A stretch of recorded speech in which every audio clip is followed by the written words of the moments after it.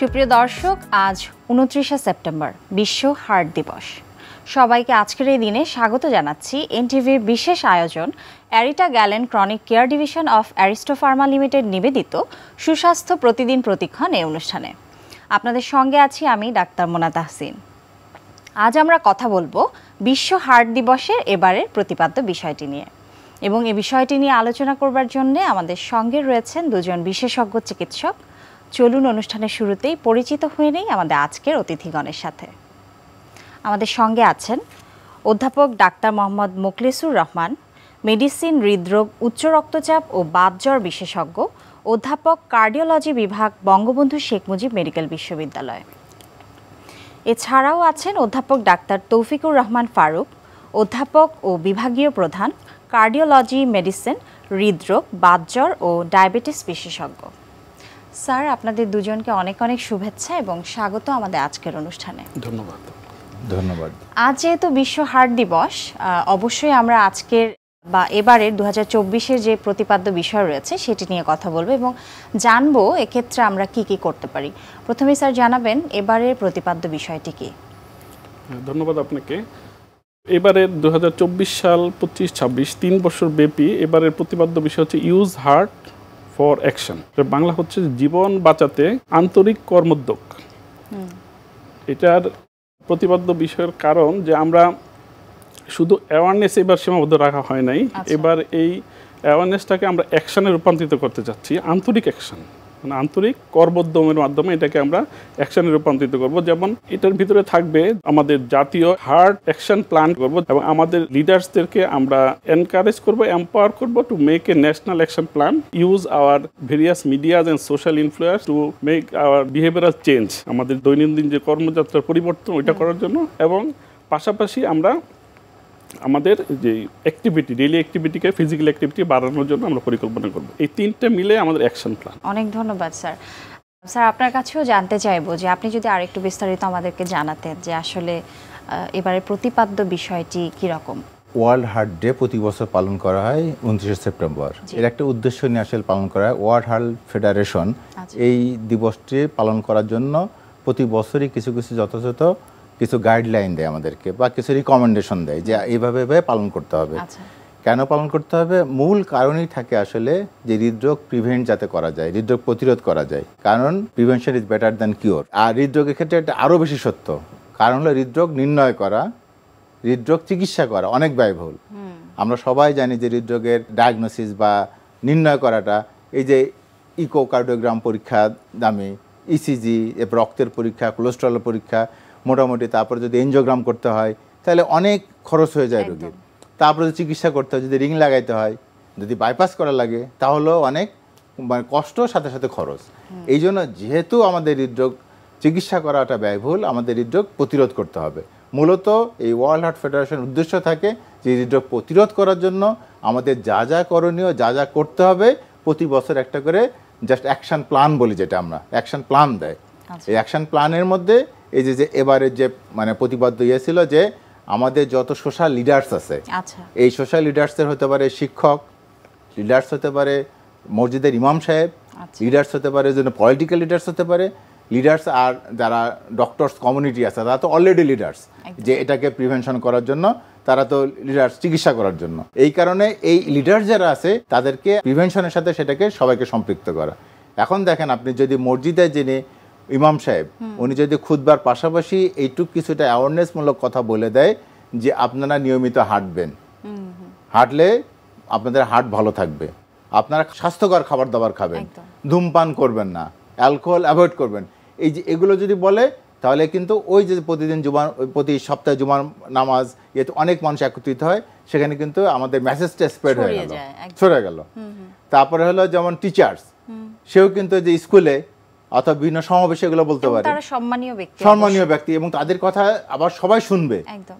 তেমনি এরকম। আর এই যে আমাদের ডিসেমিনেশন অফ যেটা অ্যাওয়ারনেস, এটাকে ছড়ায় দেওয়ার জন্য আরও কিছু কিছু সেটা হলো মিডিয়া ইনভলভ করা। এই মিডিয়া বিভিন্ন ধরনের হতে পারে। 2 নাম্বার হলো এইটা সংক্রান্ত বিভিন্ন নাটিকা হতে পারে, অথবা র্যালির মাধ্যমে এটা করা যেতে পারে। লিফলেট বিতরণ করি কিন্তু আমরা, অথবা বিভিন্ন বুকলেট বিতরণ করি। কেন মানুষ না জানলে উনি কিভাবে বুঝবে যে আমি আসলে কিভাবে আমার হৃদরোগ প্রতিরোধ করতে একদম। এই হবে? যে আজকে আমাদের এই অনুষ্ঠানটি যারা অ্যারেঞ্জ করেছে অ্যারিস্টো ফার্মা, তাদেরও কিন্তু একটি বড় ভূমিকা রয়েছে। হ্যাঁ, তাদেরও বড় ভূমিকা আছে, যেমন ফার্মাসিউটিক্যাল কোম্পানিগুলো একদম। তারা অ্যানেজ করতেছে এবং তারা দেখা যাচ্ছে ওয়ার্ল্ড হার্ট ডে উপলক্ষে বিভিন্ন ধরনের ওই যে প্রোগ্রাম অ্যারেঞ্জ করছে, প্রোগ্রাম অ্যারেঞ্জ, লিফলেট অ্যারেঞ্জ করতে পারে, দিয়ে এইভাবে ডিস্ট্রিবিউশন অর্থাৎ করতে হবে। এই যে মেসেজটি যে কিভাবে আপনার হার্টকে আপনি ভালো রাখবেন এবং এই রোগ থেকে দূরে থাকবেন, এই মেসেজটি আসলে পৌঁছে দেওয়ার মাধ্যম বিভিন্নভাবে বিভিন্ন জায়গায় ব্যবহার করা হয়েছে। স্যার, আপনি যদি একটু জানাতেন, আপনার কি মনে হয় যে আসলে কতটুকু আমরা প্রতিরোধ করতে পারবো, বা এক্ষেত্রে আমাদের ইমপ্লিমেন্টেশনের জায়গাগুলো কি কি হওয়া উচিত? অ্যাকচুয়ালি যখন স্বাস্থ্য সচেতনতা মাধ্যমের মধ্যে তৈরি হলো আমাদের ওয়ার্ল্ডে, তখন প্রথম মানুষ স্টেপ নিয়েছিল যে কমিউনিকেবল ডিজিজ, সংক্রমিত রোগের উপরে গুরুত্ব আরোপ করছিল, যেমন আমরা বিসিজি, টিউবারকুলোসিস এগুলি টিকা নিতাম। কিন্তু আমাদেরকে এখন বলে যে কার্ডিওলজির টিকা কি, ভ্যাকসিন অফ হার্ট। আমরা বলি জীবনযাত্রার পরিবর্তন, আচ্ছা, এটা ভ্যাকসিন। এবং এটা কবে শুরু করতে হবে, কয় ডোজ, তাও কিন্তু ঠিক নাই। তাহলে এটা শুরু করতে পারে ভেরি বিগিনিং, চাইল্ডহুড, কত ডোজ, আপ টু ডেথ। এই জীবনযাত্রার পরিবর্তনটা প্রথম থেকে শেষ পর্যন্ত করতে হবে আমাদেরকে, ঠিক আছে? তাহলে এটার মধ্যে ইনক্লুড কী কী হবে, যে এটার মধ্যে ইনক্লুড হবে যে আমরা প্রথম থেকেই আমাদের জীবনযাত্রাকে পরিবর্তন করব। এটা regarding food, regarding exercise, regarding আমাদের স্ট্রেস কন্ট্রোল এবং কর্মব্যস্ততা কন্ট্রোল করে, এবং আমাদের সমাজের মধ্যে এই জিনিসগুলির উপকারিতা অপকারিতা তুলে ধরতে হবে। এবং আমাদের কিছু অভ্যাসের চেঞ্জের মধ্যে খাদ্যদ্রব্য ছাড়াও আমাদের কিছু এডিকশান থাকে, ধূমপান, অ্যালকোহল, এগুলি থেকে আমরা দূরে থাকার চেষ্টা করব। এই সব মিলে from very beginning of life up to death পর্যন্ত যে আমরা অ্যাওয়ারনেস প্রোগ্রাম বা জীবনযাত্রা পরিবর্তন করবো, এটি আমাদের ভ্যাকসিন। যেহেতু এটাতে কোনো নির্দিষ্ট সময়সীমা নাই এবং কোনো নির্দিষ্ট ডোজ নাই, এই জন্য এটা একটা কন্টিনিউয়াস প্রসেস, এবং কন্টিনিউয়াস প্রসেস হওয়াতে এটা একটা ব্যয়বহুল জিনিস। যার একবার হার্ট রোগ হয়ে যায় তার কিন্তু এটা মেনটেন করা অনেক ব্যয়বহুল, চিকিৎসা করা আরও ব্যয়বহুল। কতদিন করতে হবে, আপ টু ডেট চিকিৎসা করা লাগে। এই জন্য এটা একটা huge burden to the person and to the nation and world wide, huge budget. So আমাদেরকে বিভিন্ন লেভেলে করতে হবে যে আমরা ফার্স্টে একটা ন্যাশনাল অ্যাকশন প্ল্যান করব, যেটাতে আমরা সরকারিভাবে আমাদের জাতীয় বিভিন্ন পরিকল্পনার মধ্যে স্বাস্থ্য পরিকল্পনা, তারপর আমাদের মেডিসিন ঔষধ প্রশাসন, তারপর আমাদের ফুড অ্যাডমিনিস্ট্রেশন, তারপরে nutrition section, education, mass media, electronic media, যাতে সবাইকে ইনভলভ করে আমরা অ্যাওয়ারনেস তৈরি করবো, ঠিক আছে? নেক্সটে আমরা করব যে পার্সনকে কীভাবে বিহেভিয়ারাল চেঞ্জগুলি, যে আমাদের কোন খাদ্যে কী উপকারিতা এটা বলবো, কোন খাদ্য থেকে বেঁচে থাকতে হবে, আমাদের লাইফস্টাইলে খাদ্য এবং কিছু নেশাদ্রব্য থেকে আমাদের দূরে থাকতে হবে, ধূমপান, তামাক জাতীয় জিনিসপত্র এগুলি থেকে দূরে থাকতে হবে। এটা তো একটা অ্যাওয়ারনেস প্রোগ্রাম বিরাট। খাদ্যদ্রব্যের মধ্যে আমাদের কিছু পুষ্টিকর খাবারের দিকে মনোযোগ নিবেশ করতে হবে, এবং এটাতে আমরা অ্যাওয়ারনেস করতে হবে। যত খাবারের মধ্যে যত আমরা এখন যত জাঙ্ক ফুড যেগুলি ইউজ করতেছি, এগুলি থেকে দূরে থাকতে হবে, এগুলি থেকেও অ্যাওয়ারনেস তৈরি করতে হবে। আমাদের যে ফুড ম্যাটেরিয়ালস, তেল থেকে শুরু করে যত খাদ্যদ্রব্য আছে এগুলির মধ্যে যেন ভেজাল না থাকে করতে হবে।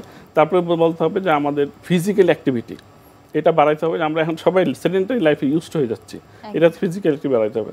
নেক্সটে করতে হবে যে আমাদের কিছু নেশাদ্রব্য থেকে বাঁচতে হবে। মানে এত কিছু করার পরও কিন্তু আমাদের শেষ হচ্ছে না, যে আমাদের কতদিন করব, লাইফ লং। যেন আমরা 3 মাস ডায়েট কন্ট্রোল করলাম, 3 মাস হাঁটাহাঁটি করলাম, 3 মাস খেলাধুলা করলাম, তারপর ছেড়ে দিলে সারা জীবন কিন্তু থাকা যাবে না।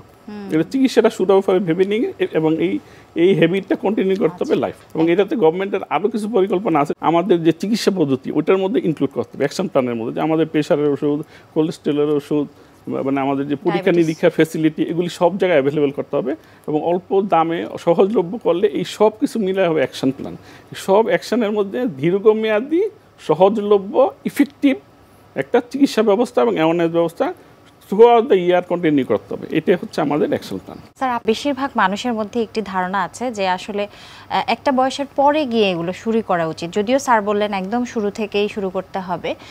সেটা কতটা ক্ষতিকর বা কতটা ভয়ানক হতে পারে, কিংবা অসুস্থ হবার পরে লাইফস্টাইল মেইনটেইন না করা সেটা কতটা ভয়ানক হতে পারে? দেখা যাচ্ছে এখন বলা হচ্ছে অনেক ইয়ং পেশেন্ট হার্ট অ্যাটাক হচ্ছে, অনেক ইয়ং পেশেন্টের সাডেন কার্ডিয়াক ডেথ হচ্ছে। ফার্স্ট টাইম বুকে ব্যথা হচ্ছে, এবং বুকে ব্যথা হাসপাতালে যাওয়ার আগে তার মৃত্যু হয়। হার্টের সমস্যা তো হয় 40 বছর বয়সের পরে, 40 বছরের পরে দেখা যাবে। তখন খাবার নিয়ন্ত্রণ করা, তখন লাইফস্টাইল মডিফিকেশন করা, যেটা গুরুত্বপূর্ণ জিনিস, তখন আমরা শুরু করব না। এই জন্য শুরু করবো হলো যে মুখলেস ভাই যেটা বললেন, একদম from the beginning of childhood থেকে। তো এখন ওই সময়টা কি, ওই সময়টা যেটা গুরুত্বপূর্ণ সেটা হলো যে আমরা যেটা দেখে থাকি সেটা হলো ওজন নিয়ন্ত্রণ করা। এই গুরুত্ব এখন দেখবেন যে হ্যাঁ ওবেজ, এখন চাইল্ডহুড অবেসিটি একটা মাথা ব্যথার কারণ সবার একটা। এই চাইল্ডহুড অবেসিটি নিয়ন্ত্রণ করার জন্য যেটা করতে হবে যে অ্যাক্টিভ থাকা, এই যে বাচ্চারা বসে বসে সারাদিন গেমস খেলতেছে বা টিভি আসক্ত বা মোবাইল আসক্ত বা সোশ্যাল মিডিয়াতে আসক্ত, এই জিনিসটাকে তাকে বের করতে হবে, তাকে অ্যাক্টিভ হতে হবে, তার খেলাধুলা করতে হবে এবং তাকে অ্যাক্টিভ লাইফ লিড করতে হবে। তারপরে যে খাবার দাবার, যেটা ফাস্টফুডের কথা বা জাঙ্ক ফুডের কথা আসলো, যে এই খাবার দাবার ব্যাপারে সচেতন হতে হবে। আমাদের এই জাঙ্ক ফুড বা ফাস্টফুডকে অ্যাভয়েড করে, যেখানে বলা আছে হাই ক্যালোরি এবং হাই কোলেস্ট্রল যুক্ত বা অধিক চর্বিযুক্ত খাবার হলো জাঙ্ক ফুডগুলা। তো এখান থেকে আমাদের অধিক ফলমূল, শাকসবজি, কম কার্বোহাইড্রেট যুক্ত খাবার এবং কম ক্যালোরিযুক্ত খাবার বা কম হলো যেটা স্নেহ জাতীয় বা ফ্যাটযুক্ত খাবার আমাদেরকে খাবারে আনতে হবে। এই জিনিসটা গুরুত্বপূর্ণ। এখন ছোটবেলা থেকে যদি আমরা এগুলো অভ্যাস না করি তাহলে কি হবে, এই যে ওবেসিটি হবে। আর ওবেসিটি হওয়ার পরে বা ওজন বাড়া সবচেয়ে খারাপ জিনিস যেটা, সেটা হলো যে মেটাবলিক সিনড্রোম বলে আমাদের কথা আছে, মেটাবলিক সিনড্রোম হবে। আর এই মেটাবলিক সিনড্রোমের আন্ডারলাইং মেন কারণ হলো ইনসুলিন রেজিস্ট্যান্স, যেটা নিয়ে এখন অনেক যখন বিভিন্ন ভিডিও বা বিভিন্ন কিছু সোশ্যাল মিডিয়াতে যেটা অনেক কথা হয়, সেটা হলো ইনসুলিন রেজিস্ট্যান্স নিয়ে। এখন ইনসুলিন রেজিস্ট্যান্স হলে কী হবে, তার ডায়াবেটিস হওয়ার সম্ভাবনা থাকবে, তার উচ্চ রক্তচাপ হওয়ার সম্ভাবনা থাকবে।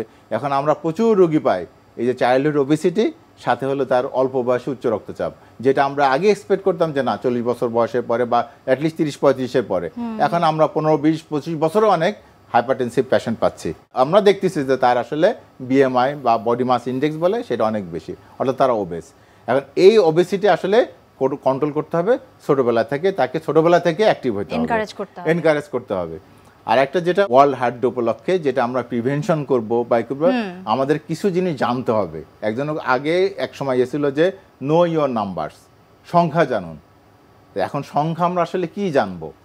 আমাদের তো ওই যে আমাদের পেশেন্টদেরকে বা পেশেন্টকে আমরা অ্যাওয়ারনেস করবছি, অ্যাওয়ারনেস করার মধ্যে টার্গেট হয়ে যে আমাদেরকে কয়টা জিনিস বলে দিতে হবে যে আপনার এই সম্পর্কে আপনাকে জানতে হবে। তো এর মধ্যে একটা কি, নাম্বারসের মধ্যে তার প্রেশার আছে কিনা, উচ্চ রক্তচাপ আছে কিনা। তো এটা একটা নাম্বার, আমরা সিস্টোলিক প্রেশার একটা নাম্বার, ডায়াস্টোলিক প্রেশার একটা নাম্বার, শুধু এই নাম্বারটা তাকে জানতে হবে। এখন সে কিভাবে জানবে? তাকে ডাক্তারের কাছে যেতে হবে, অথবা তাকে কোনো ক্লিনিক অথবা হসপিটালে যেতে হবে, বা যারা হেলথ প্রফেশনাল যারা প্রেশার মাপতে জানে তাদেরকে জানতে হবে এবং সে যে প্রেশারটা চেক করবে। হ্যাঁ, প্রেশার যদি প্রেশার বেশি থাকে তাকে কন্ট্রোল করতে হবে। এই কন্ট্রোলের মধ্যে লাইফস্টাইল দিয়েও হতে পারে অথবা মেডিকেশন তার সাথে লাগতে পারে, সেভাবে তাকে এটা জানতে হবে। আর একটা জানতে হবে যেমন know your numbers of diabetes. আমি যদি ডায়াবেটিস চেক না করি তাহলে আমি তো জানবো না আমার ডায়াবেটিস আছে কিনা। ডায়াবেটিসও কিন্তু একটা নাম্বার, হিমোগ্লোবিন A1C একটা নাম্বার, ফাস্টিং ব্লাড সুগার একটা number, 2 hours of blood pressure এটাও একটা নাম্বার। শুধু আমাদেরকে নাম্বার জানতে হবে। আর থার্ড আরেকটা যে ডায়াবেটিসের পাশাপাশি আমাদের আরেকটা নাম্বার জানতে হবে, সেটা হলো রক্তের কোলেস্ট্রলের মাত্রা। এটাও কিন্তু নাম্বার, টোটাল কোলেস্ট্রল একটা নাম্বার, LDL, HDL, তারপরে ট্রাইগ্লিসাইড নাম্বার। এই নাম্বার সেটার জন্য আমাকে পরীক্ষা করতে হবে। তাহলে এই যে জিনিসগুলো মূল যে কারণে আমাদের হার্টের ব্লক হওয়ার ঝুঁকি বাড়ে বা হার্ট অ্যাটাক হওয়ার ঝুঁকি বাড়ে বা সাডেন কার্ডিয়াক ডেথের ঝুঁকি বাড়ে, সেগুলো আমাদেরকে জানতে হবে। এবং এই জানার জন্য আমাকে কি করতে হবে সেটাও আমাদেরকে ডিসেমিনেট করতে হবে। স্যার, অনেকের সেডেন্টারি লাইফস্টাইল, স্মোকিং, অ্যালকোহলিজম এই ধরনের অভ্যাসের মধ্যে আছেন, এটা কতটা ক্ষতি করতে পারে? আমাদের অনেক পেশেন্টই এটা মানে অ্যাডারেন্স টু দ্য ট্রিটমেন্ট, চিকিৎসার সাথে সংযুক্ত থাকে না। এই জন্য মানুষের মধ্যে এই প্রিভেনশনের জন্য তাদের খুবই একটা অবহেলা আছে। তো তারা প্রথম চিন্তা করে যে আমার বাবা তো ধূমপান করছে, তা আমিও করলাম, আমার কিছু হবে না। কিন্তু তাদেরকে অ্যাডারেন্স রাখার জন্য কিছু ফ্যাক্টস এবং ফাইন্ডিংস বোঝাতে হবে, তারা যেন এটাকে সিরিয়াসলি নেয়। এবং অনেক ধূমপায়ী রোগী বলে যে আপনি ধূমপান ছেড়ে দিবেন, বলে কোনো ব্যাপার না, দ্যাট মিনস সে অনেকবার ছাড়ছে আবার ধরছে। এই জন্য তাদের গুরুত্বটা বুঝতে পারে না। এই জন্য আমাদেরকে তাদেরকে বোঝাতে হবে যে ফ্যাক্টস দিয়ে যে ধূমপানের জন্য কত রোগ মারা যায়, ধূমপানের জন্য আমাদের হেলথের মধ্যে কী কী ইম্প্যাক্ট পড়ে হার্টের হৃদরোগের মধ্যে। যেমন সারা বাংলাদেশে প্রায় 30% রোগী টোবাকো এফেক্টে মানে আসক্তি হয়, তামাক ধূমপান থাকে। এবং এটার জন্য আমাদের কি হয় যে আমাদের হাইপারটেনশন হতে পারে, করোনারি ডিজিজ হতে পারে। এবং এটা হলে যে তা যে শুধু রোগ হবে তা না, তার মৃত্যু ঝুঁকি বাড়বে, সারা জীবনের জন্য এটার খরচ বহন করতে হবে। এবং এটা তার মর্টালিটি অর্থাৎ মৃত্যু ঝুঁকি বাড়বে এবং তার ডিসেবিলিটি কর্মক্ষমতা কমাই দিবে। প্রত্যেকটা ক্ষেত্রে আমাদেরকে বোঝাইতে হবে। যেন অ্যালকোহলের ক্ষেত্রে যে এটা গ্রহণ করলে কী কী ক্ষতি হতে পারে, তারপরে আমরা বেশি খাদ্য মানে চর্বিযুক্ত খাবার খেলে কী ক্ষতি হতে হবে, প্রত্যেকটা জিনিসের ফ্যাক্টসগুলি তাদেরকে তুলে ধরতে হবে। এই জন্য এটাকে আমরা বলি দুইটা প্রিভেনশন মেথড। একটা নিব যে আমরা প্রাইমারি প্রিভেনশন রোগ হওয়ার আগে, একটা রোগ হওয়ার পরে, যেমন আমাদের হাই কোলেস্ট্রল থাকলে, এলডিএল বেশি থাকলে তার কত পার্সেন্ট মৃত্যুর ঝুঁকি, তার ওবেসিটি বিএমআই বেশি হলে তার কত ঝুঁকি, তার ধূমপান করলে কত ঝুঁকি বাড়ে, এগুলি যদি ফ্যাক্টস তাদেরকে বোঝাতে পারি তাহলে দেখা যাবে তারা এটাকে কন্টিনিউ করার চেষ্টা করবে। আদারওয়াইজ তাদের কেউ হালকাভাবে নিবে। এবং আরও কিছু আছে, তাদের কথাটা একদিক দিয়ে তারা খুব যুক্তি আছে, কারণ তাদের দাদা বাবা অনেক দিন বেঁচে ছিল। এটা কি হয়, তাদেরকে এইটাও বোঝাতে হবে যে প্রোন টু ডিজিজ, সবাই সমান প্রোন হবে না। দেখা যায় ধূমপানে জেনেটিক প্রিডিসপোজেন্স বলে যে জন্মগতভাবে এই রোগের প্রতি তার মানে হওয়ার ঝুঁকি, এটা সবার সমান হবে না। এটা তাকে বোঝাবে তোমার বাবা বা সেজন তুমি বাঁচবে এরকম কোনো কথা না। অনেকে দেখা যায় 30 বছরই হাইপার টেনশন থেকে হার্ট ফেলিওর হয়ে যাচ্ছে, কারণ দেখা যাচ্ছে যে এটা 70-80 বছর পর্যন্ত লাগতে পারে হার্ট ফেলিওর হতে, কিন্তু এটা ভেরি করবে। কিন্তু তাকে বোঝাইতে হবে যে না, এটা হবেই, এটা তো কোনো বাঁচা যাবে না, কারো আগে হবে কিন্তু পরে হবে, কিন্তু হবে। আমাদের সেকেন্ডারি প্রিপারেশন, এটা খুবই ইম্পর্টেন্ট, যে রোগ যার হয়ে গেল তার তো কোনো উপায় নেই, তাকে এটা কন্টিনিউ করতেই হবে। তখন ধরে ধরে তার চিকিৎসার পাশাপাশি খুবই এমফেসিস এটা বলতে হবে, আদারওয়াইজ তার হয়ে যাওয়ার রোগটা খুব দ্রুত ফল করে যাবে এবং তার হার্ট ফেলিওর, তারপরে করোনারি ডিজিজ, তারপর তার মৃত্যুর ঝুঁকি সব বেড়ে যাবে। স্যার, প্রিভেনশনের অন্যতম দুটি স্তম্ভ হচ্ছে খাদ্যাভ্যাস এবং শরীরচর্চা। তো এটি আসলে কেমন হওয়া উচিত? অনেকে কনফিউজ থাকেন যে আসলে কি ধরনের খাবার খাবো, কারণ সবার পক্ষে আসলে নিউট্রিশনিস্টের কাছে গিয়ে একটি ডায়েট প্ল্যান নিয়ে আসা সম্ভব হয় না। তো এক্ষেত্রে ডিজিজে আক্রান্ত রোগীরা কি ধরনের খাদ্যাভ্যাস এবং একজন সাধারণ মানুষ যার কোনো ধরনের অসুখ নেই, সুস্থ আছেন, তার কীরকম হওয়া উচিত, শরীরচর্চার ব্যাপারটিও যদি একটু জানাতেন। সাধারণত যেটা আমরা বলি যে খাবারের মধ্যে একটা হলো যে যদি আমরা ক্যালোরির কথা বলি যে কম ক্যালোরিযুক্ত খাবার খেতে হবে। এখন কম ক্যালোরির মধ্যে প্রথম হচ্ছে ক্যালোরিযুক্ত খাবার বেশি কোনটা, ক্যালোরিযুক্ত খাবার কম কোনটা। ক্যালোরিযুক্ত খাবার বেশি হলো কার্বোহাইড্রেট জাতীয় খাবার এবং স্নেহ জাতীয় খাবার বা চর্বি জাতীয় খাবারে ক্যালোরি বেশি থাকে। আচ্ছা, ক্যালোরি কম কোথায় থাকে? শাকসবজিতে ক্যালোরি কম থাকে, ফলে ক্যালোরি কম থাকে। তাহলে এই খাবারগুলো আমরা বেশি করে খাবো। আর যেগুলো অধিক ক্যালোরিযুক্ত খাবার সেগুলো অ্যাভয়েড করব। কেননা ক্যালোরিযুক্ত খাবার বেশি খেলে আমি যদি সেইভাবে আমার ক্যালোরি বার্ন না করি তাহলে আমার শরীরে ওই ক্যালোরিটা চর্বি হিসেবে জমা হবে। এই যে আমাদের অ্যাবডোমেন, বাটক, তারপরে ইন্টেস্টিনের মধ্যে মেসেন্টেরিক যে ওটা ওখানে ফ্যাট জমা হবে, ওই ফ্যাটটাই হবে হলো আমাদের ওই যে মেটাবলিক সিনড্রোম বা ইনসুলিন রেজিস্ট্যান্সের কারণ, তখন বিভিন্ন ধরনের রোগ করবে। সেই জন্য আমার ক্যালোরি যত কম নেওয়া যায় সেটা আমরা চেষ্টা করবো, আমাদের পেটও ভরবে কিন্তু ক্যালোরি কম যাবে, এটা আমাদের উদ্দেশ্য থাকবে। আচ্ছা, দুই হলো এর মধ্যে আবার আছে কার্বোহাইড্রেটের মধ্যে আমরা কোন কার্বোহাইড্রেটটা খাবো। কার্বোহাইড্রেট তো আমাদের খেতেই হবে, বলা আছে যে 40 থেকে 60% তো আমাদের কার্বোহাইড্রেট থেকে আসতে হবে। তাহলে কোন কার্বোহাইড্রেট যেতে হবে সেটা বলে কমপ্লেক্স কার্বোহাইড্রেট খাবো আমরা, সিম্পল কার্বোহাইড্রেট অ্যাভয়েড করব। সিম্পল কার্বোহাইড্রেট কোনটা? যেমন মিষ্টি, চিনি, এগুলো সিম্পল কার্বোহাইড্রেট, কারণ এগুলো সহজে হজম হয়ে আমাদের কিন্তু ব্লাড সুগার দ্রুত বাড়ায় ফেলে, পিক হয় বলে, সাডেন পিক বা দ্রুত পিক হয়, এই জন্য এগুলোকে আমরা অ্যাভয়েড করব। কোনগুলো? কমপ্লেক্স কার্বোহাইড্রেট খাবো আমরা। কমপ্লেক্স কার্বোহাইড্রেটের মধ্যে আমরা স্টার্চ জাতীয় খাবার বা যেগুলো আছে এগুলো সাধারণত কমপ্লেক্স কার্বোহাইড্রেট বলে। চর্বি জাতীয় খাবার, এগুলো যে আমরা একদম খাবো না তা না, আমাদের তৈলাক্ত খাবার বা চর্বি জাতীয় খাবার এটা শরীরের জন্য দরকার, কিন্তু কতটুকু খাবো? যেগুলো ভালো চর্বিযুক্ত খাবার আমরা বেশি খাবো, যেগুলো আমাদের শরীরে এইচডিএল বাড়ায়, যেটা হাই ডেন্সিটি লাইপোপ্রোটিন বাড়ায়। যেমন কোনগুলো খাবার? একটা বলা আছে সামুদ্রিক মাছ, এগুলো সাধারণত সামুদ্রিক মাছ বা আমরা সি ফুডই বলি, সেটা মাছও হতে পারে এবং সাথে সাথে সি উইড বলে, যেটা বাইরের বিশ্বে উইড ওরা খায়, আমাদের দেশে একটু কম প্রচলন, আমরা সাধারণত মাছে অভ্যস্ত। তাহলে সামুদ্রিক মাছ বা দেশি মাছ বা যেটাই মাছ বা মাছের তেল সবই মোটামুটি ভালো। এটা আরেকটা বলা আছে যে ভালো যে একটু বাদাম জাতীয় যে খাবারগুলো আছে, এটা সিডকে বাইরে কিন্তু অনেক এনকারেজ করা হয়, সেটা যে কোনো ধরনের সিড হতে পারে, সিড সাধারণত বা বীজ জাতীয় খাবার বলা হয়। এগুলো সাধারণত আমাদের ওই যে প্রোটিনও থাকে, সাথে হলো ভালো ধরনের এইচডিএল বাড়ায় বা ভালো কোলেস্ট্রল, যেটা ভালো কোলেস্ট্রল থাকে, যেখানে ওমেগা 3 ওমেগা 6 ফ্যাটি অ্যাসিড বলে বা অসম্পৃক্ত চর্বি বলে, সেগুলো খাবো। আর যেগুলো সম্পৃক্ত চর্বি সেগুলো আমরা অ্যাভয়েড করব, কম খাবো। সম্পৃক্ত চর্বি বা কি, যেগুলো এনিম্যাল ফ্যাট বলে, একদম এনিম্যালের যে চর্বিটা ভাসতেছে বা চর্বি আছে এনিম্যাল ফ্যাটের মধ্যে, মাংসের, সেটা এনিম্যাল ফ্যাটে সাধারণত আমাদের থাকে। আর এখানে রোগীদের একটা কমন কোশ্চেন থাকে যে কোন তেল আসলে ব্যবহার করব। তেলের ক্ষেত্রে তেল ঘি, এখন তেলের ক্ষেত্রে বলা আছে যে সাধারণত নর্মাল টেম্পারেচার এগুলো জমা থাকে, যেমন নারকেল তেল, পাম অয়েল, এগুলো স্বাস্থ্যের জন্য ক্ষতিকর। এখানে ডালডা, এগুলো হলো আমাদের ক্ষতিকর। আর যে তেলগুলো নর্মালি থাকে যেমন সয়াবিন তেল, সানফ্লাওয়ার অয়েল, অলিভ অয়েল যেগুলো আছে এগুলো স্বাস্থ্যের জন্য ভালো, এগুলো খাওয়া যাবে, কোনো সমস্যা নেই। তাহলে খাবারের মধ্যে আমাদের, আর সেটা হলো যে ফল, যেটা সাধারণত ফলের মধ্যে পটাশিয়াম থাকে। পটাশিয়াম যুক্ত খাবারের সুবিধাটা কি? পটাশিয়াম যুক্ত খাবার আমাদের উচ্চ রক্তচাপকে প্রতিরোধ করে, আমাদের যে রক্তনালী যেগুলো আছে রক্ত প্রসারিত হতে হেল্প করে, ফলে ব্লাড প্রেশার হওয়ার ঝুঁকি কম থাকে, হৃদরোগ হওয়ার ঝুঁকি কমে যায়। এই জন্য পটাশিয়ামযুক্ত খাবার আমাদের বেশি এনকারেজ করতে হবে। আর একটা খাবার যেটা লবণ, যেটা খনিজ লবণ, লবণযুক্ত খাবার আমাকে অ্যাভয়েড করতে হবে, যেসব খাবারে লবণ থাকে। এখন স্বাভাবিক কোশ্চেন আছে, লবণযুক্ত খাবার আসলে কোন খাবারে থাকে? একটা যে কোনো ধরনের প্রিজারভেটিভ খাবারের মধ্যে একটা যদি আমরা একদম স্ট্রিক্টলি বলি, সেটা হলো অ্যালকোহল। কেউ যদি অভ্যাস না করে থাকে তাহলে অ্যালকোহল কখনো না নেওয়াই ভালো। আর যে অভ্যাস থাকবে তার বলা আছে যে এক প্লেট মেয়েদের জন্য অল্প করে নির্দিষ্ট ইয়ে করে দেওয়া আছে। আবার এই কথা বলা আছে, যদি কেউ এরকম অনেক সময় আছে যে রেড ওয়াইনের কথা বলে, এই ক্ষেত্রে একদম আমেরিকান হার্ট অ্যাসোসিয়েশন রিকমেন্ডেশন হলো যে আমি রেড ওয়াইন ভালো বলে খাওয়ার কোনো যুক্তি নাই। রেড ওয়াইনের চেয়ে কেউ যদি লাল আঙ্গুর খায় সেটা স্বাস্থ্যের জন্য অনেক অনেক উপকারী। রেড ওয়াইন অনেক সুন্দর করে স্যার একদম ডায়েট প্ল্যানটা বলে দিলেন। আমরা প্রায় অনুষ্ঠানের শেষ পর্যায়ে আছি। আমি স্যারের কাছে জানতে চাইবো যে শরীরচর্চার ব্যাপারটা একটু জেনে নেই।